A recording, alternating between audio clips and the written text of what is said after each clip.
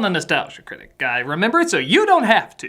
It may surprise some of you that I'm actually a huge fan of The Jungle Book. No, not that one. No, not that one either. The actual book. It's surprising how many people don't know there's a literary source to The Jungle Book. The classic collection of stories by Rudyard Kipling mostly tackle the ongoing separations yet parallels between abandonment and fostering, law and freedom, and the coming-of-age balance between trying to belong yet also trying to stand out. Then this came along and it became the Funny Monkey Movie! And before you go nuts, I like this film fine. The animated Disney adaptation had little connection to the best-known story from The Jungle Book, Mowgli's Brothers, but it was a cute little flick with some catchy songs and memorable characters. And seeing how we're still in the middle of Disney's live-action remake month,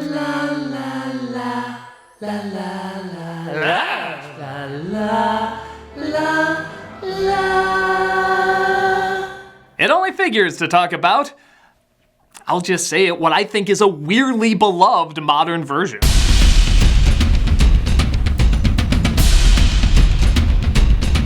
So while most of these Disney remakes are big hits, there's usually a fair amount of people who find they can't get into what the movie is doing. Jungle Book is one of the few exceptions, sitting at 95% on Rotten Tomatoes and getting a reputation as the grown-up version compared to the other ones. Only a complete asshole would dare bam out that, "Oh, I thought this day would never come!" Yeah, I'm that jerk off who not only didn't like it, but really didn't like it. Surprisingly, it's not because it wasn't enough like the book, the original film did that and it was fine. It's that it tries to mix the book and the movie by focusing on their least effective elements while leaving out what made the other version so memorable. What are these elements? Well, as your designated asshole, I'm excited to expand on this different point of view among a sea of disapproving comments. That's a good start. Let's take a look at 2016's Jungle Book. So at first, you might be wondering why the logo looks nostalgically hand-drawn even though this is live action. Especially when there's already a nostalgically hand-drawn logo they're not using. This is the confusing tone that'll accompany the next 90 minutes. Oh, whoops, we skipped forward to the middle. No, wait, this is apparently clever. Okay, just starting us off in the middle of things. I guess a lot of stories do that. Let's see what it adds. You must be the very worst wolf I've ever seen. A weak-ass fake-out we all saw coming. Anything else? Wolves don't hide in trees. I just picked the wrong tree. It was a dead tree. I'm gonna take this talk about trees as no, there is nothing else. So why do we have this generic intro? The opening to both the book and the animated film are simple, straightforward, and reveal a lot of character. Within the first few moments, we know Mowgli is an abandoned baby, a predator has the chance to kill him but doesn't, creates a connection showing love and care, and shows clearly that this is unusual and even risky, yet they still take that chance on this connection. But hell with that nonsense, we have the opening to US Marshals! Yeah, remember that sequel to The Fugitive you don't remember? They start off with a bland action sequence with the main character that doesn't tie into the rest of the movie. A lot of shitty films do that, but to be fair, they don't already have a perfectly written intro laid out for them. And I know, that seems like a lot to harp on so early, but the other intros really do suck you in.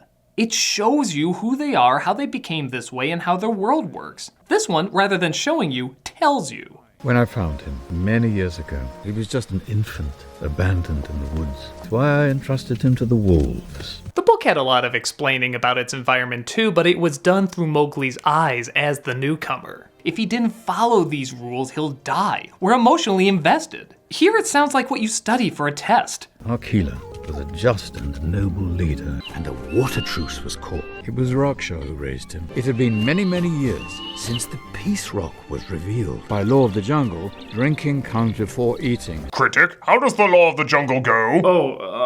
I pledge allegiance. See me after class. Yeah. By the way, see if you can tell which lines are from one of the greatest literary minds who ever lived, and which ones are Disney writers trying to make their 5-year-old laugh. The law runneth over and back. For the strength of the pack is the wolf, and the strength of the wolf is the pack. There's a rock. That's my rock. That's my rock.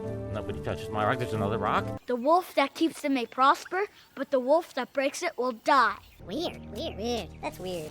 Pretty hard to tell, right? At least the other one didn't even try. They knew that lines like this. I do not call you my brothers anymore, but dogs. I see that you are indeed dogs. When mixed with lines like this. They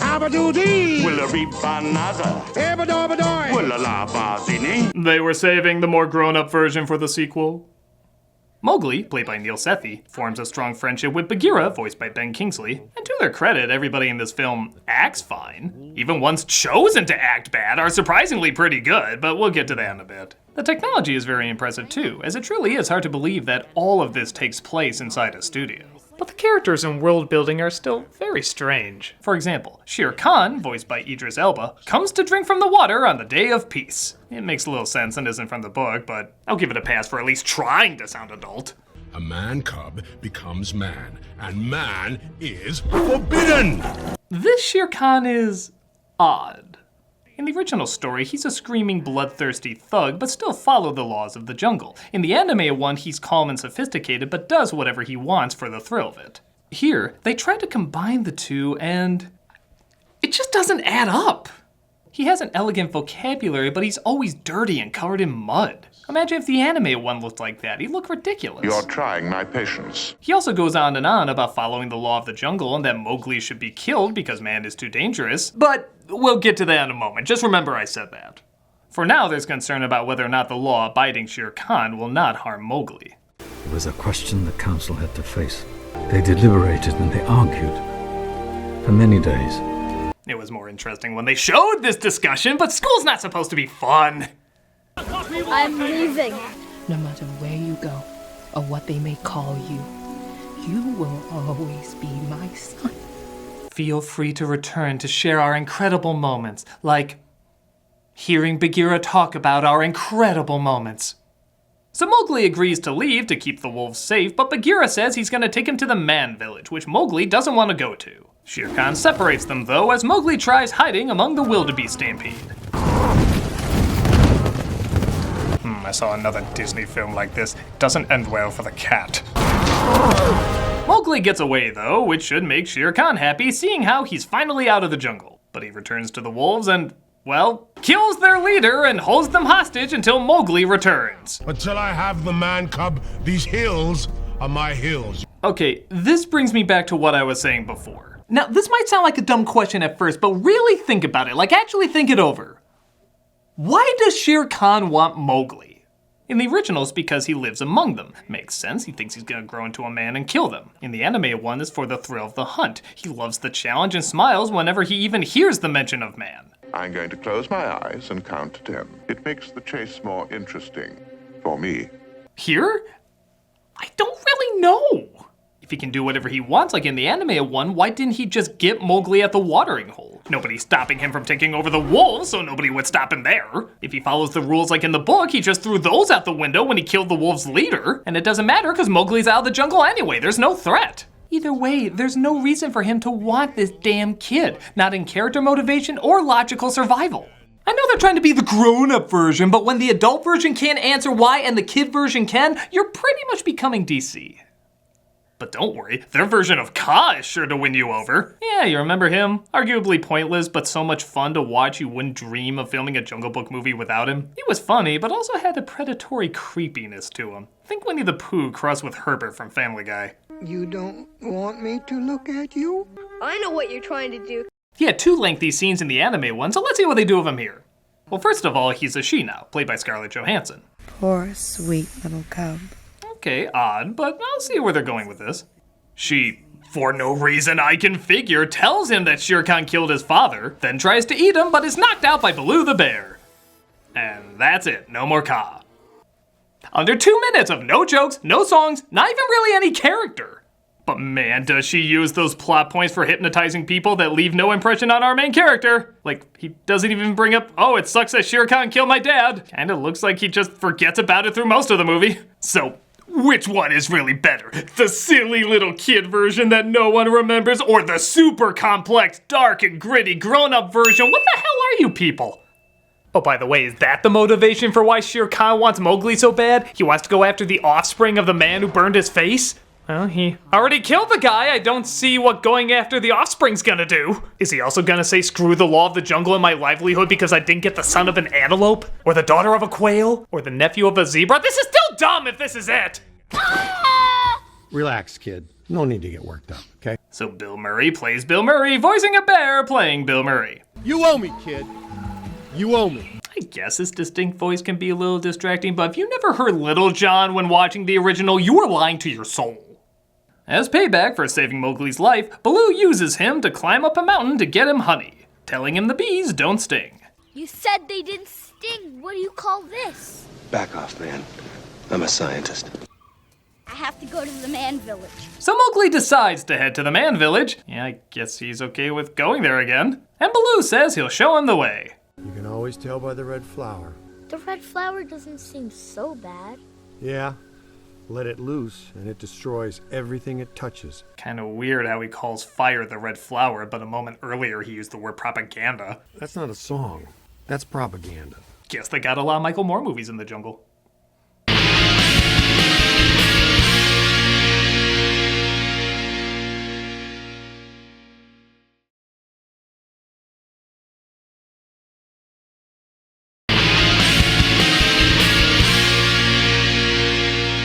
Baloo convinces Mowgli to stay with him in the jungle as they sing a familiar tune.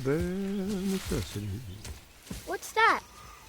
That's a song about the good life. Yeah, the other version they were on song 3, but I guess this is a good time to do our first. Bare necessities, the simple bare necessities. I do like that Mowgli puts devices together to help get food. It actually makes me realize how pretty useless he was in the anime one. He even finds an elephant trapped in a hole and uses his ingenuity to get him out. It's actually a very nice scene.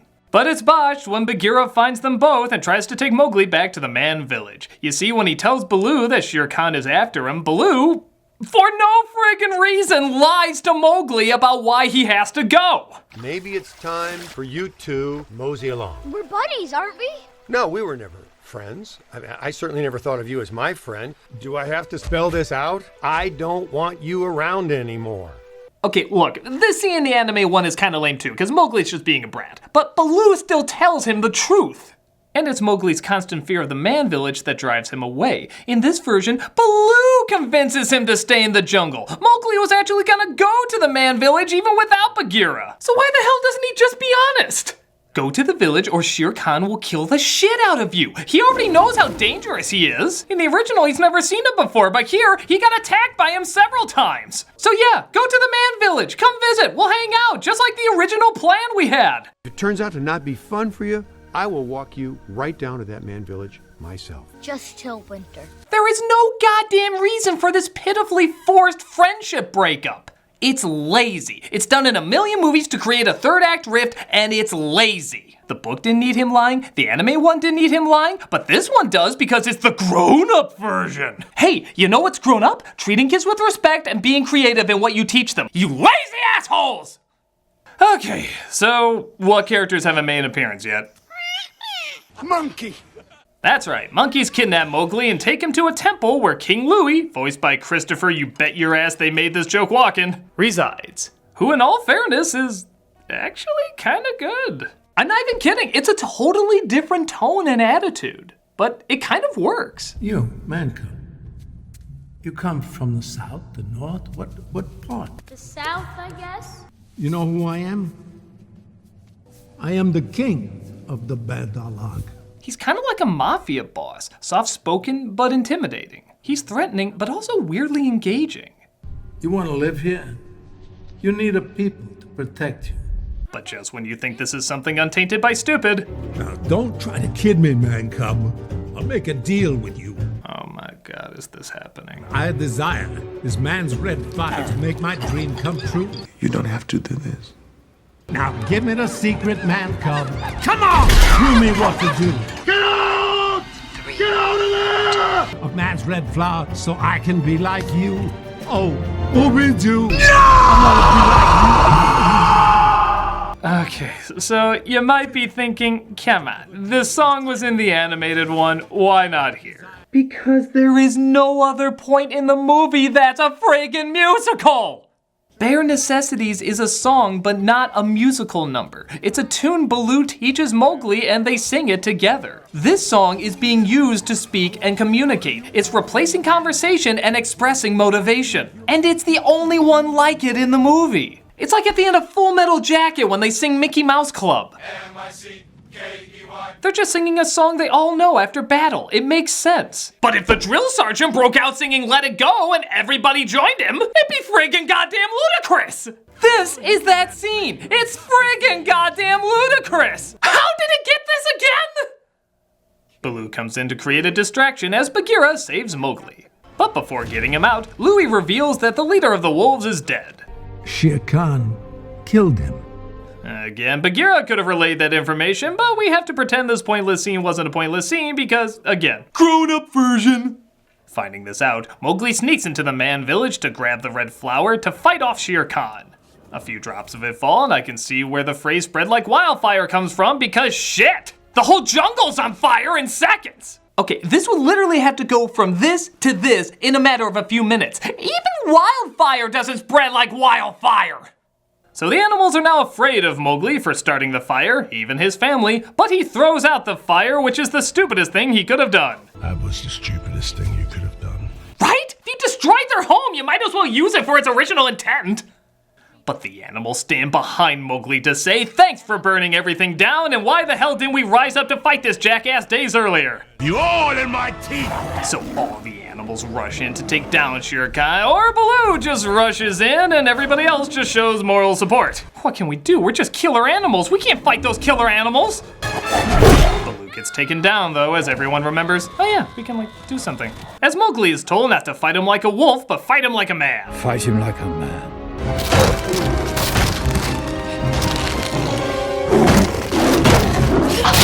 You know what this scene needs? Buzzards that sound like the Beatles. It'd be as inconsistent as everything else. Mowgli defeats Shere Khan through his inventive ways and he falls to his death. He also manages to convince the elephants to put out the fires. Yeah, they just dug holes with their tusks and let the water there. Though given how fast those flames spread, half of India should be on fire now! And the animals honor Mowgli. But that night, I saw something I'll never forget. I saw a little boy without a people bring all the jungle together for the very first time.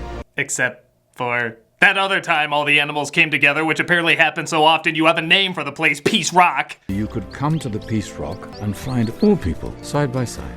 Don't dress this up, Bagheera. He set your home on fire and somebody else put it out. He's the equivalent of a donkey kicking a lantern. But okay, you know the drill. After all this talk of acting like a man, fighting like a man, and thinking like a man, the time has come for him to go absolutely nowhere.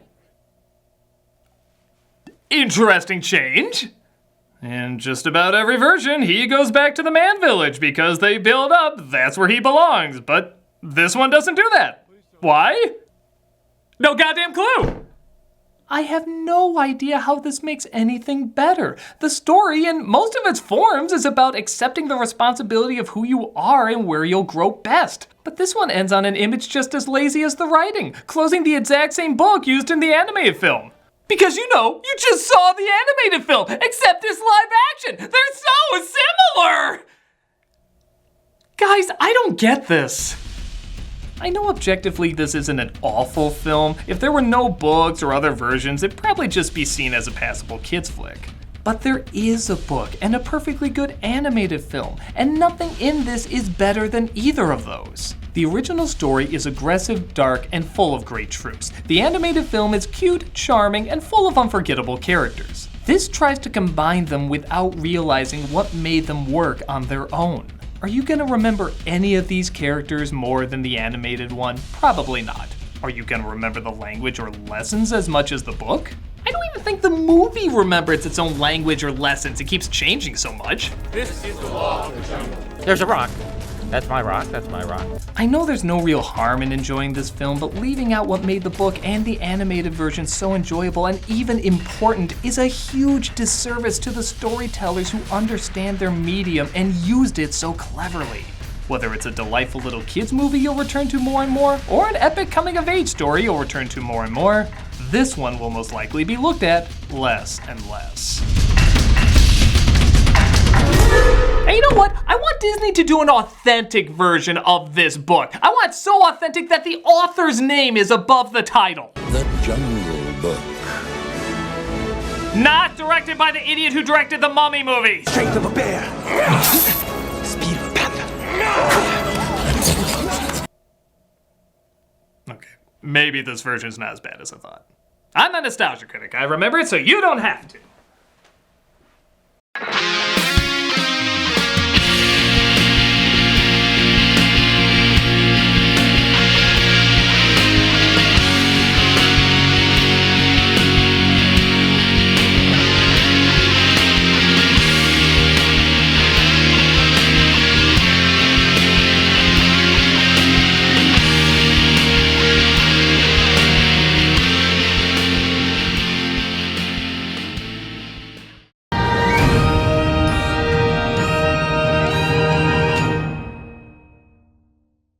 Hey, Doug Walker here doing the charity shout out, and this week we are doing Child Fund International.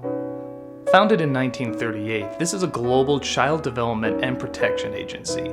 It helps children break the generational cycle of poverty and achieve their full potential.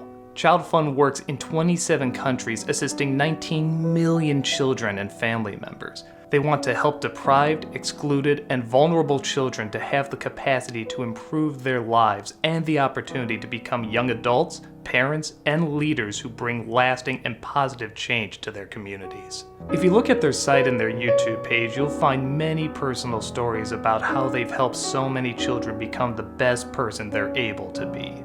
Every child deserves that chance, and this is an organization that makes it happen. Click on the link and be a big part in giving that child the chance they need.